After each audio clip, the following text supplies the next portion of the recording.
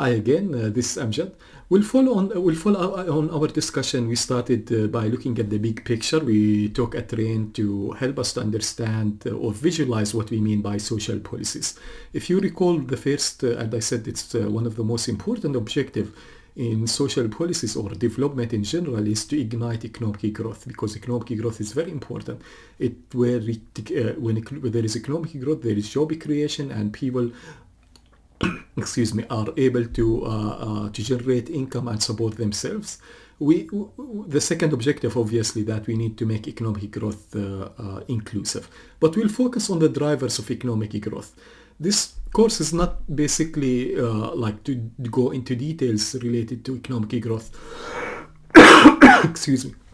But just to have to understand it in very accessible way that helps us to trigger some of the thinking behind the economic growth. Similar to what we did in the train, we'll use a very accessible example here to help us to understand it. Excuse me. So I wanted you to think of this example of two families, right?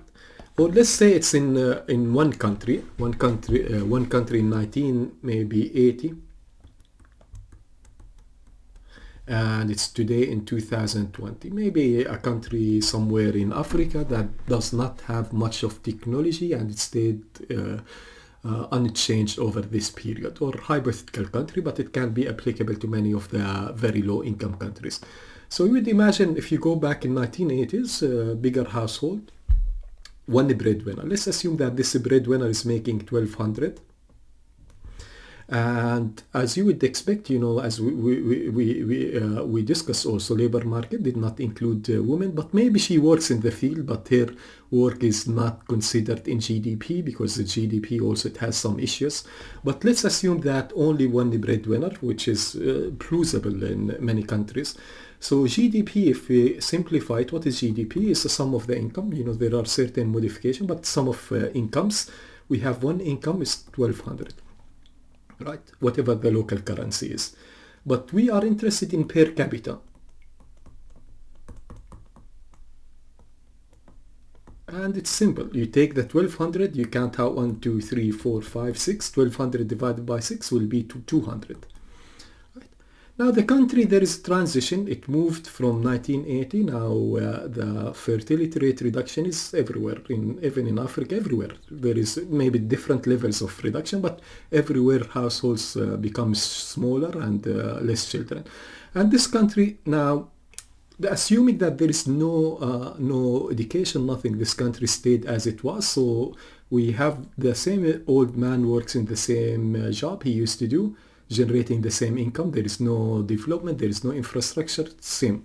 Now the son here joined the father in the field, started generating the same amount because they use the same tools and everything is the same. Now the young girl here, she wanted to work, so obviously there will be discrimination as we would expect, so she makes 600. The old woman, this woman continued not to work, and then children not working. Now what you would realize, that GDP here, you add 1200, 600 will be 3000. GDP per capita will be 3000. You divide it by 1, 2, 3, 4, 5, 6 will be 500. So this is economic growth. There is economic growth here, right? And this is what sometimes you hear. You hear that certain very low income countries, they enjoy a good economic growth, 7%, 5%, and it's not understandable how Europe would make 0% or 1% when very low income countries, they have a very good economic growth. It's simply without any technological improvement. It's simply sometimes it reflects only this transition, the demographic transition. So assuming that this is a low income country, but imagine it's not talking about low income country in Africa, but imagine we are talking about maybe South Korea or Malaysia, or let's talk about Malaysia for instance. Now 1980s, this is the story, but in 2020, in 1980s, Malaysia invested heavily in education. So really like invested heavily. You know, at the time of independence, a country in 1950s, they have maybe less than 100 persons with post-secondary education, less than 100 persons with post-secondary education. And now you go to Malaysia, maybe they have more than 100 higher education institutions. So significant investment. They invested in education, but also they invested heavily in infrastructure, logistics, making doing business much easier. So now, because this young man now received significant education, now is not accepting 1200, he accepting 2400. Let's say the old man, you know, nothing had changed, he continued to use the same tools, you know, not difficult to educate, but 2400 for the young man. And the lady now, she's also well educated. Malaysia also, like, even girls are more educated than boys. So now, but there is always still, you know, element of discriminatory labor market. So maybe now she makes, let's say, 2000. Right. The other woman, let's say she's not working. Now let's calculate, add these up, 2004. So now the new GDP is not the 3000, will be 4400, 5600. If you divide it by the same household, it's not 500, it will be 940, 930 maybe, around 930, right? And this now, because Malaysia is not in Africa, like the old example we took, now they invested in education, we have higher growth. So I wanted to look back at it one more time, right? We started with like per capita of 200 here. Now we move to 500, and then we move to 930. And this is because of demography. Remember what I said, imagine that there is no improvement in education or infrastructure, nothing. Just the fact that you have a different household structure now naturally increases the number of breadwinners, assuming that they work at the same level of technology, the same tools, naturally will have a growth, naturally. But to achieve what Malaysia did, or South Korea, or Taiwan, or Singapore, to move from the 500 to 930 to have, you know, a solid economic growth like this, you need investment. Investment in human capital or infrastructure, but more generally productivity. And what is under productivity? Again, like we think of education, you think of health, you think of nutrition, you think also infrastructure, so many things under productivity. Again, for countries now, we need to, like this policy, like the importance of education is not simply because it's only a right by itself. It's true, it's a right, but it's also, it's a driver of economic growth. Countries can stop here. But if they wanted to achieve the success story of other countries, you know, they need to invest in education. It's a prerequisite. There are other, obviously, you need to have governance, other things, but it's a prerequisite to have, you know, investment in infrastructure and other things. So in summary, like, again, we have two drivers of economic growth. One is demography transition, like this, which all countries now experiencing in low-income countries and middle-income countries, but also productivity. There is a third stage related to this, but mostly in developed countries. You know, remember, this is what I said, the important, the 220, right? But you can, moving forward, many countries, they started having the aging situation. So it will be reversal. So it's very important for countries to accumulate education and infrastructure here, so they will be ready here. So now Europe, if they have zero growth, it's okay, because they already accumulated infrastructure and saving that will support them here. But the last thing, a country wanted to move from here to here, you know, without having this period that capitalize on it. And this is very important, like to make sure that countries benefit from this. And there, just to look at different countries, what we wanted to know, like when you have a midsection of the population pyramid is bigger, it means these countries, they are enjoying this demographic window of opportunity, right? It's getting bigger. Now you start seeing countries like, you know, here Asia or high income countries, they are in this situation. So simply as social policy practitioners, we need to look at the demography at different stages, so it helps us to know where the country is now. Is it aged? Is it aging? You know, all those kind of things. In summary, there are two drivers, main drivers for economic growth. First one is the labor supply. How we get the labor supply is the demographic transition, right? The people getting into the working age, the transition. But not only, you know, like the people getting into the working age, but you need to make sure that women in particular is working. Remember when we talked about this example, we said now this girl started working. She was not previously working, and she's so inclusive labor market for women in particular, but also person with disability will support economic growth through this one, but also if they are educated through this one. So this is the labor supply. You combine it with the productivity growth. And again, productivity growth, you have human capital, education, health, nutrition, innovation, right? So the combination of them, you get, you know, like the story of Malaysia or Taiwan or those that they accelerated economic growth from very, very poor conditions, 1960s, 70s, some of them even 1980s, now to where they are now in very diversified economy, right? And this is very important for us to understand it. Now, you know, doing it in more sophisticated way, what I just said, there is a concept, we call it here demographic window of opportunity. Simply, I mean, going back to this is demographic window of opportunity. When people are here, you know, this is the demographic window of opportunity, this condition here, right? Simply, it's when you have working age population. But in more, you know, like informed way is you look at the growth rate of the population, but not the total population. You disaggregate it between those in the working age, and those in the working age, we have the growth rate for them in the red. You know, those in the working age, usually we take 15 to 64. So we take those in the working age, and we compare that growth rate with those general population here. So between the red line and this one, these are like the senior citizen, but usually it's important for us to compare between the working age population and the general population. So if you are getting more and more people in the working age population, or the growth is higher than the general population, the country is enjoying the demographic window of opportunity. And this is China, the success story of China, the two things together. When China in 1970s, they started having this demographic window of opportunity. Obviously, you know, like the peak of it, you see, it's 1980s. This is when, you know, like policies accompanied this window of opportunity, that they immediately, you know, invest in education and, you know, building infrastructure, having export orientation, and opening up, you know, investment heavily in infrastructure.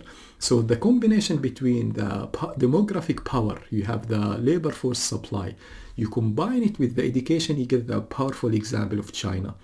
The story here, it goes now that there is an end to it. Remember when we talked about later on, you reach that age when people become old age. So you start here, then you go to the demographic window of opportunity, and then you go up. And this is the story now of China, of all developed countries, that they started in 1970s. China was very successful in translating the demographic window of opportunity into economic window of opportunity. It ends now. So what worked in the past does not necessarily work in the future. We need to keep this in our mind.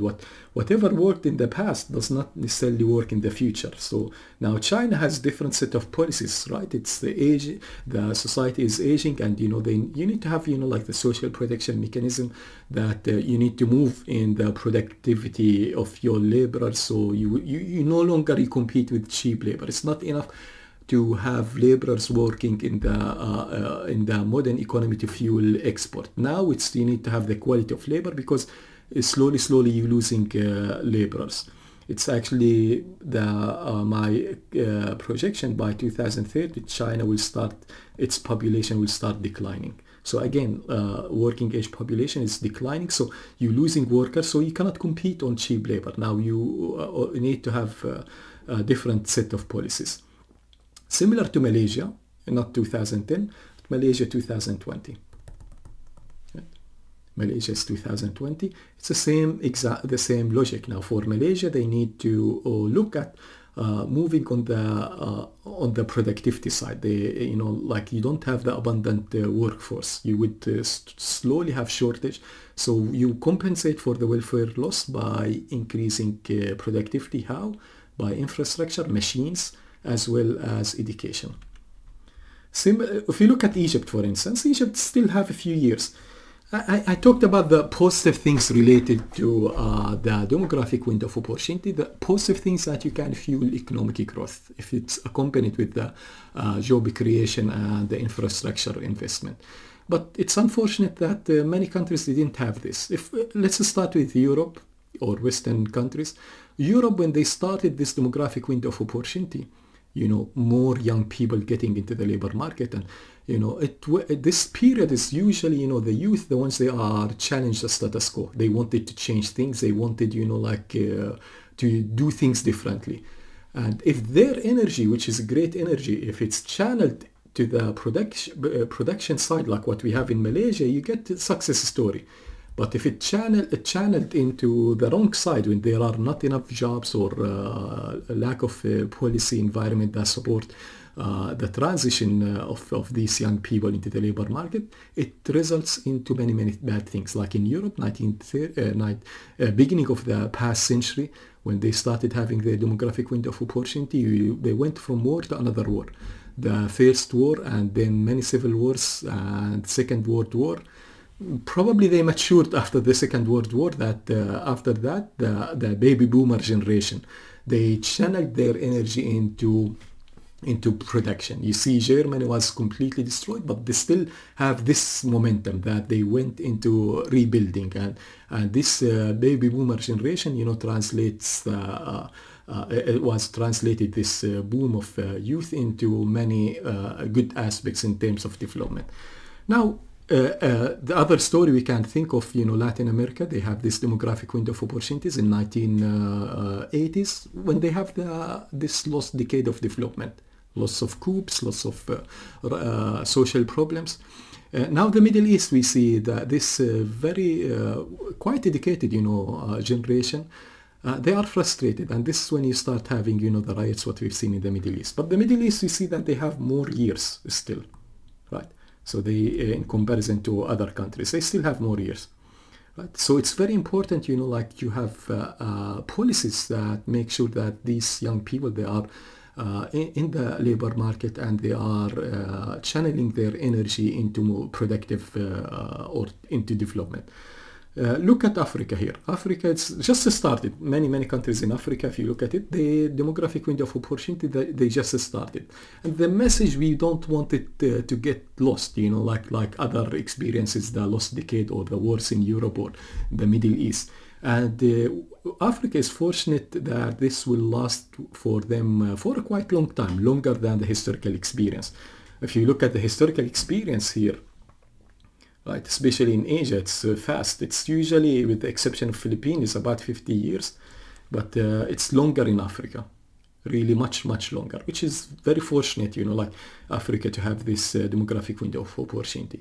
Now the challenge, how they translate it into economic opportunity, that's the challenge, where it requires a set of policy objective, right? So this is the demography side. Now let's look quickly at this one. It's not really something we'll do too much now, but just look at it. Wanted you to look at this graph. This is from the ILO statistics. What you see here, we need to look at productivity, right? Because we said the first one is demography, but the second one is productivity. You see, productivity is correlated with education. The more educated your labor force, the higher the productivity. This is, on average. And always in social policy, average masks disparity. Or there are other things. What are the other things? We usually take a few examples of outliers. The outlier you see here, for instance, Ukraine. Ukraine has very high level of education, but that does not translate into productivity. If you compare it with the US, which has lower level of education than Ukraine, we see that Ukraine is not doing, it's actually the productivity is 1/7. It's 1/7, about 15% of the productivity of the US when they have higher education. So it's again, first lesson that education is very important, but it's not sufficient. It's not the only factor. In development, and this is something I want you to remember, that the outcome of development is determined by the worst performing sector. It's not by the average. So if there is a dysfunctioning sector out of the many sectors in the country, that will affect everything. So the result will be determined by the worst performing sector. You would imagine in Ukraine there is, like a governance issue, corruption, other things. That will undo every great thing that the country has, right? And this is something, a very important lesson we need to keep in our mind when we talk about social policy. Quickly, just to help you to understand what I mean by worst performing sector. The theory, it goes in development, about,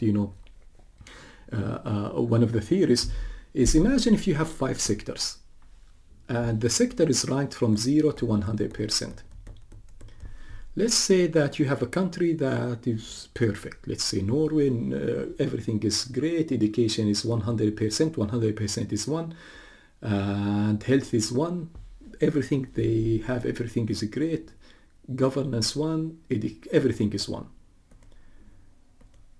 So what is the outcome for the economy? The outcome is not determined by the average. The outcome is you multiply them. It will be 1. Now imagine we're talking about, we give the example of Ukraine. Imagine everything is similar to Norway. Education, health, you name it, you get it. But one sector is not doing well. This sector is not doing 100, it's doing only 20%. The outcome will not be the average. If it's the average, it will be 1 plus 1 plus 1 plus 1 plus 0.2 divided by 5 will be about 0.8 something. No, this is not, doesn't work this way. It will be multiplication. If you multiply, it will be not 0.1, 0.2. So the outcome is determined by the worst performing sector. This is the story of development. We need to keep it in our mind. What I wanted you to to reflect on this. We'll come back to those issues as we move on. So now we already finished, the drivers of economic growth in very simple way, but it should, trigger some reflection about them. Remember, the 2 drivers, one is demography.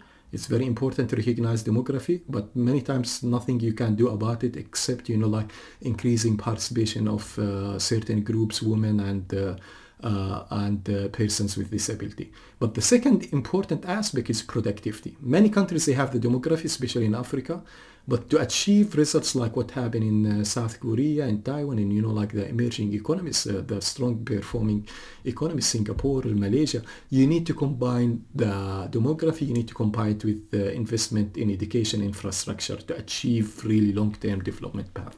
In next session, we'll look at models of redistribution, the big picture, and then we start deep diving into other sectors. All right, see you again.